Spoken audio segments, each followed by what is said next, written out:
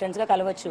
Shooting గురించి కాకుండా బయట ఇంకెక్కడైనా కలిసారా, ఒక ఇంట్లో ఉన్నారా, ఎందుకు హోటల్లో ఎందుకు ఉండాల్సి వచ్చింది, కపుల్ రూమ్స్లో ఎందుకు ఉండాల్సి వచ్చింది, బాత్ టబ్ ఉండాల్సిన రూమ్లో ఎందుకు ఉండాల్సి వచ్చింది. మరి మరి సినిమాలో షూటింగే ఉండదు, కెమెరాస్ లేవు, డైరెక్టర్ లేడు, వీళ్ళిద్దరే మొత్తం అన్ని క్యారెక్టర్స్ ప్లే చేసేసుకొని ఇప్పుడు నేను హీరోని అని ఆడేసుకున్నారండి ఆట. అమ్మ నాన్న ఆట ఆడుతున్నారేమో వీళ్ళు. అంటే ఇప్పుడు నేను మాట్లాడే చాలా అసభ్యకరంగా ఉండొచ్చు, నా బతికే రోడ్డున పడింది. మేమిద్దరం మాట్లాడిన కాల్ రికార్డింగ్, మేమిద్దరం మాట్లాడిన ఆడియో ఏ రకంగా అతనంతటా అతనే మీడియా వాళ్ళకి ఇవ్వడం జరిగింది. అంటే అక్కడ నన్ను బ్యాడ్ చేయాలని ఉద్దేశమే కదా. మాల్వి కూడా మీ మీద కంప్లైంట్ ఇచ్చినట్టుంది. నాకు దెబ్బ తగిలింది, నా డ్రెస్ అంతా బ్లడ్. మాల్వి నా మీద ఇచ్చిన కంప్లైంట్ నేను వాళ్ళ బ్రదర్కి ఫోన్ చేసి నేను మెసేజ్ చేసిన దాని గురించి అండి. ఓకే, అంటే మాల్వి అంటుందండి నేను కో హీరోయిన్ మాత్రమే, మేమిద్దరం కలిసి తిరగబడరావు స్వామి అనే ఒక సినిమాలో హీరోయిన్ గా చేస్తున్నాను, ఆ పరిచయం తప్ప నేను పెళ్లి చేసుకోలేదు అని.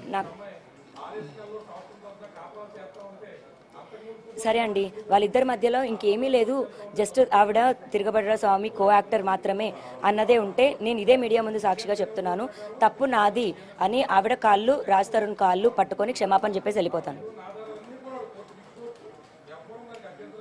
కానీ అది నిజమని ప్రూవ్ అయితే ఆవిడని రాజ్ని వదిలేయమనండి, నన్ను రాజ్ని కలపండి. కానీ మిమ్మల్ని వద్దంటున్నాడు కదా రాజ్ తరుణ్. అవునండి, మరి నేను చెప్తుంది కూడా అదే కదా, నన్ను వదిలించుకోవడానికి చేస్తున్న ప్లానే ఇదని చెప్తున్నాను కదా ఆల్రెడీ.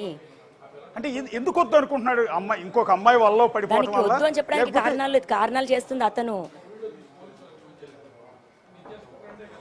మాల్వి మల్హోత్రా నాకు ఛాలెంజ్ చేసిందండి, ఒక 6 months 8 months ఎగోనే ఛాలెంజ్ చేసింది.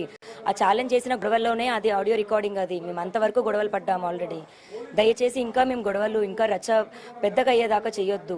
ఏ ఆడపిల్ల అయినా ఇంతే చేస్తుంది, నేను తప్పుడుగా అనిపించవచ్చు, ఎవరి జీవితంలో ఇలా అయినా సరే ఇంతే అవుతుంది. నేను 10 ఏళ్ళు ఇతనే నమ్ముకోనని ఉన్నాను, 1 సంవత్సరమో 2 సంవత్సరాలు కూడా కాదు.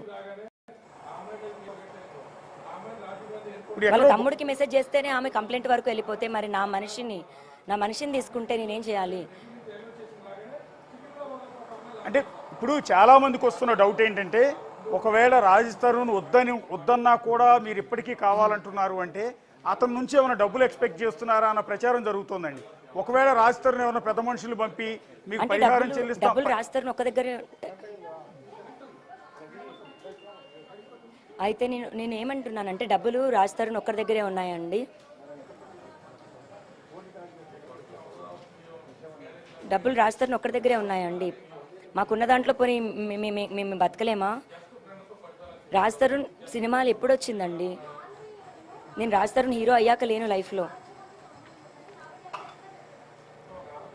మీరు బ్లాక్మెయిల్ చేస్తున్నారు. పెళ్లి చేసుకున్నప్పుడే ఒకరికొకరికి మాట ఇచ్చుకున్నాము కాదండి. అతను మీరు బ్లాక్మెయిల్ చేస్తున్నారు కావాలని కోరుకుంటున్నానండి, బ్లాక్మెయిల్ చేయట్లేదు.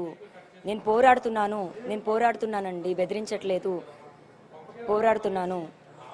అంటే మీరు అతను లివింగ్ రిలేషన్లో ఉన్నామన్న విషయం మాత్రం చెప్తున్నాడు. కానీ మీరు ఎప్పుడైతే డ్రగ్స్కి అడిక్ట్ అయ్యారు కాబట్టి మిమ్మల్ని మార్చాలని ట్రై చేసినా కూడా మీరు మారట్లేదు కాబట్టి నేను అమ్మాయిని దూరం పెడుతున్నాను. ఒక కపుల్లో ఒక జంటలో ఫీమేల్ ఒక్కతే డ్రగ్ అడిక్ట్ అవుతుందా అండి? మరి